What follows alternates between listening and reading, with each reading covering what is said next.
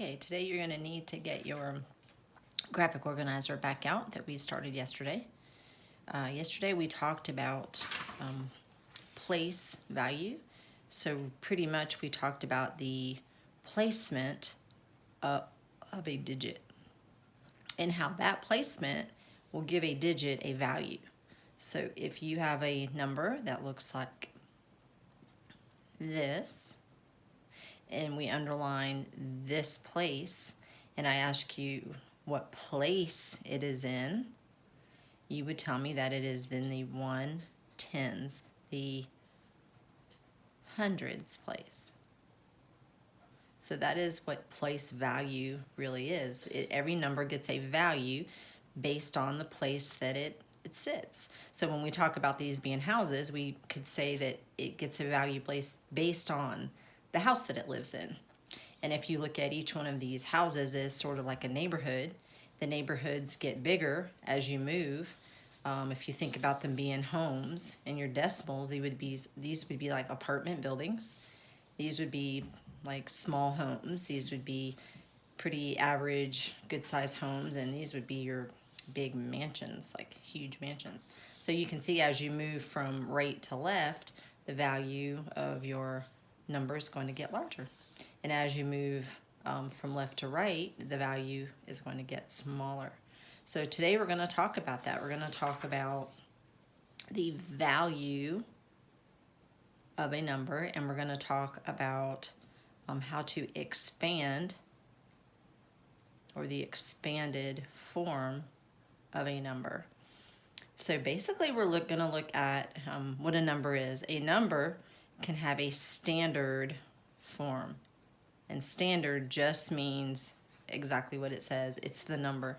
So if I give you the number 325, this is the standard form of the number. Later on we'll talk about word form, but we're just going to talk about standard and expanded. So if you will look at your little houses that you've made, and let's look at the place, the values. We have a decimal. So anything to the right of this decimal is a fraction of a number. It is not a whole. So on this side, these are fraction of a whole number. So it's a fraction of a 1.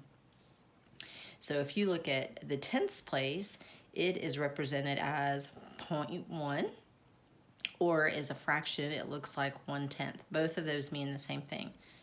0.1 or decimal 1 is 1/10, and this is also fraction 1/10. The hundredths place is 0.01, or it looks like this, and the thousands place is 0.001, or decimal 001, and it looks like this. So if you'll notice that each one of these has two digits, two different types of numbers. It's got a 1 and a 0, and all the way through these, each one of these represent a different power of 10. And so the tens grow from right to left, and they get smaller from left to right. So we're going to fill these in. If you'll go ahead and fill in your decimals, the decimal 1/10 is the first one. It gets smaller as 0.01 or 1/100th, and then it gets even smaller as 1/1000th. If we were to draw a picture of one of these, 1/10 would look like, if you cut this into 10 parts, 1, 2, 3, 4, 5, 6, sorry, 1, 2, 3, 4, 5, 6, 7, 8, 9, 10, and 1/10 would look like that. 1/100th would be more of a square cut into 10 parts this way and 10 parts this way. 1, 2, 3, 4, 5, 6, 7, 8. Sorry, I can't ever get my square big enough. And 1/100th would be 1 out of 100.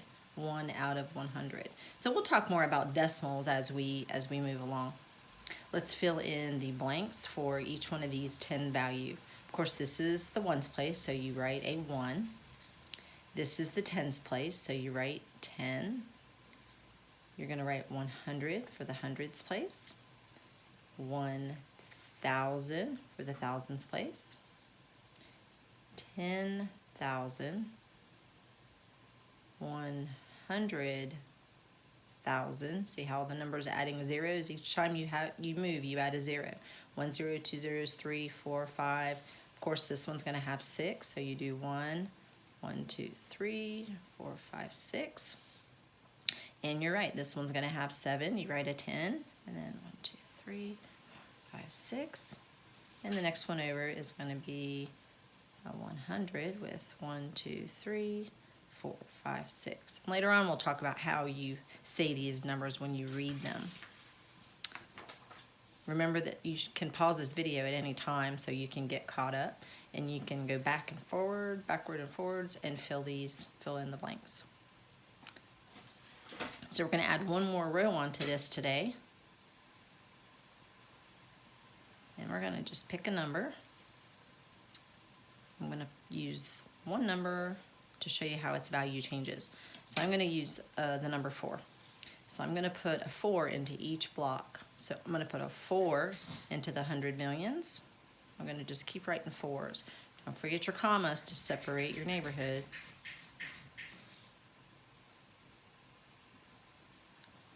And then don't forget a decimal to separate your decimal places. And I'll give you a minute to get caught up.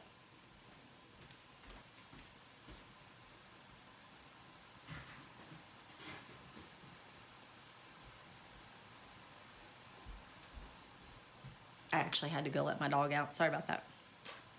All right, so today when we talk about the difference between standard and expanded, we are going to be looking at a number, for instance, the number 523. That written is the standard form. The expanded form is to take each number and write down the house that it lives in. So this is the hundreds house. So I'm going to say that the 5 lives in the hundreds house. And then I'm going to put a plus sign because you want to connect them. You're going to be adding these together. The 2 lives in the tens house, and the 3 lives in the ones house. So of course, if you have a number that has a 0 in it, say you have 7,326. I'm sorry, I was going to put a 0 in it. Crazy lady. Let's put a 0 there. We're going to say the 7 lives in the thousands place. The 3 lives in the hundreds place. There's nothing that's living in the tens place, so we just skip that and say the 6 lives in the ones place.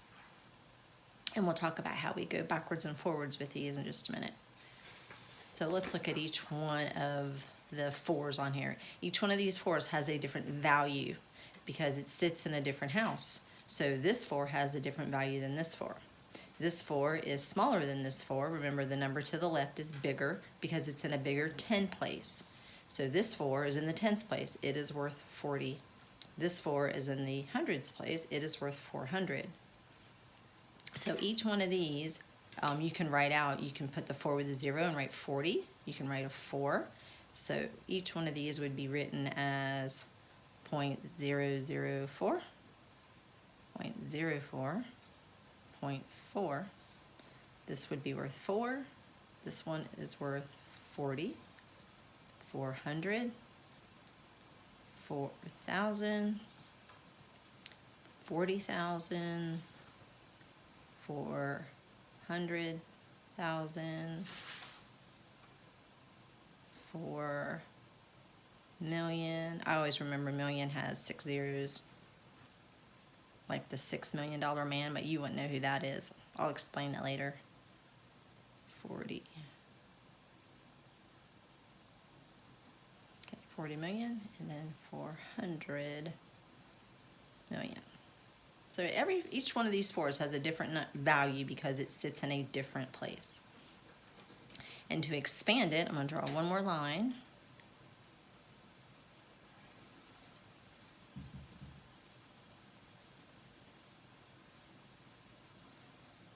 And remember, you can stop this at any time to get caught up and go back and look at it again.